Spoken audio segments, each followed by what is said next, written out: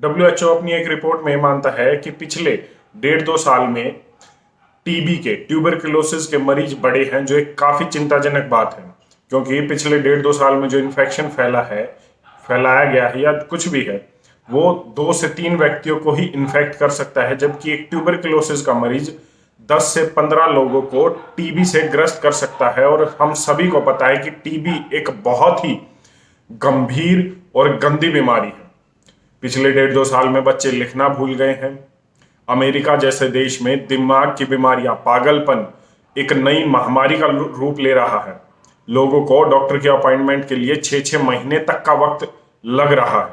ये सब हो रहा है इन्फेक्शन को रोकने के लिए। लोगों को कंट्रोल किया जा रहा है ताकि कंट्रोल कर सके इन्फेक्शन को, वायरस को कंट्रोल कर सके।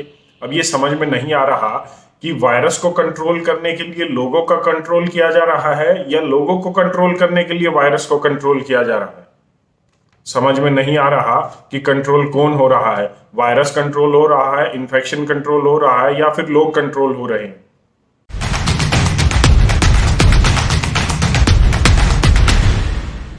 12x12 का एक आइसोलेशन बॉक्स है, एक कमरा है जिसमें 2-2 महीने तक लोगों को कैद किया जा रहा है। चाइना में 23 करोड़ लोग क्वारंटाइन कैंप्स में हैं, या डिटेंशन कैंप्स कह लीजिए उनको, उनमें हैं। चाइना में zero Covid policy, strict Covid policy के तहत ये सब किया जा रहा है। लोगों को क्वारंटाइन किया जा रहा है, शहर के शहर क्वारंटाइन किए जा रहे हैं। लोग वीडियो बना रहे हैं कि उनके पास खाने का सामान कुछ ही बचा है, वो भूख से मर रहे हैं, उन्हें खाने का सामान चाहिए। उन्हें खाने का सामान भी नहीं दिया जा रहा है। उन्हें खाने का सामान लाने के लिए बाहर तक नहीं निकलने दिया जा रहा है। ऑफिशियली ये न्यूज आई है कि लोगों को एक समय खाने के लिए बोला गया है कि वो पूरे दिन में एक ही टाइम खाएं, क्योंकि अगर वो 2 या 3 बार खाएंगे तो खाने के सामान की जरूरत पड़ेगी, जिसके लिए लोगों को बाहर आना पड़ेगा। मतलब उनको खाने के लिए भी कंट्रोल किया जा रहा है। और यहां तक ही नहीं, लोगों से जो है अपनी पार्टी के, जो कम्युनिस्ट पार्टी है चाइना में, उसकी कविताएं, उसकी पोएम गाने के लिए भी इंसिस्ट किया जा रहा है। लोगों को कंट्रोल, क्वारंटाइन, आइसोलेट किया जा रहा है। और हद ये हो गई है कि अब लोग 2-2 महीने तक अपने फ्लैट्स में, इन आइसोलेशन बॉक्स में, क्वारंटाइन बॉक्स में रहते रहते फ्रस्ट्रेट हो चुके हैं, और वो 23 मंजिल से कूदकर खुदकुशी कर रहे हैं। अभी एक लेटेस्ट खबर आई है कि 23वीं मंजिल से कूदकर एक व्यक्ति ने खुदकुशी कर ली, क्योंकि वो फ्रस्ट्रेटेड था। 2 महीने से अपने ही फ्लैट में क्वारंटाइन किया गया था, जिसकी वजह से उसके दिमाग पर असर हुआ, और वो दिमागी संतुलन खो बैठा, जिसके कारण उसने खुदकुशी कर ली। ये एक मामला है जो सामने आया है, ऐसे न जाने कितने मामले होंगे, क्योंकि अक्सर हमने देखा है इतिहास में भी, चाइना कभी भी अपनी चीजों को बाहर आने नहीं देना चाहता, और वो रोकता है इन सब चीजों को। ये वीडियो बन गई, वायरल हो गई, इसलिए बाहर आ गया। न जाने ऐसे कितने और उदाहरण होंगे जो इसी तरीके से हुए होंगे। हालात ये हैं कि लोग अपने इस आजादी के लिए और खाने के लिए रेसिस्ट भी नहीं कर पा रहे हैं।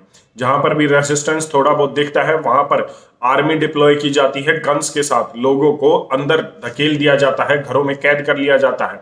लोग सिर्फ 2 ही डिमांड कर रहे हैं कि उन्हें खाना दे दीजिए और थोड़ी सी आजादी दे दीजिए। वो भी लोगों को नहीं मिल रही है आज 21वीं शताब्दी में। और हम बात करते हैं लोकतंत्र की, हम बात करते हैं मानवता की, और न जाने कितनी बड़ी बड़ी बातें हम करते हैं। सिर्फ ये 2 मूलभूत सुविधाएं भी नहीं लोगों को मिल रही हैं, खाना भी नहीं मिल रहा है, जो एक अधिकार होना चाहिए किसी भी व्यक्ति का।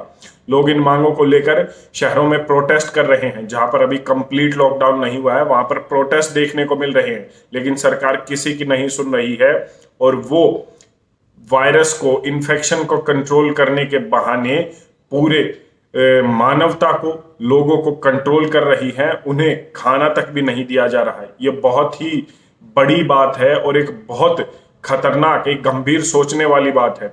हालांकि ये नहीं है कि ये सिर्फ चाइना तक ही रहेगा। जीरो कोविड पॉलिसी हो सकता है आने वाले समय में और देश भी अपना ले, और इन्फेक्शन को कंट्रोल करने के बहाने हो सकता है वो लोगों को कंट्रोल करे। हमें चीजों को समझना होगा, हमें देखना होगा कि चीजें किस तरीके से चल रही हैं।